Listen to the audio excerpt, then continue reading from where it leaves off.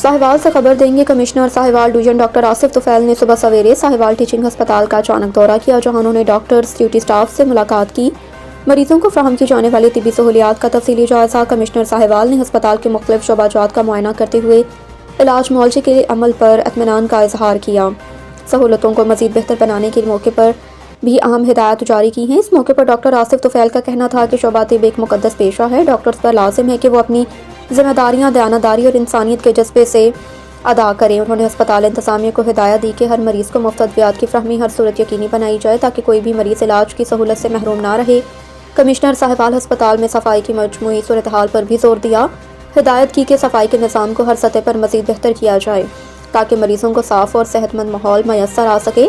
दौरे के मौके पर additional commissioner coordination doctor Saifullah Bhatti, principal Sahiwal medical college professor doctor Mohammad Akhtar, medical superintendent doctor Mohammad Khalid Khan भी कमिश्नर साहिवाल के हमरा थे।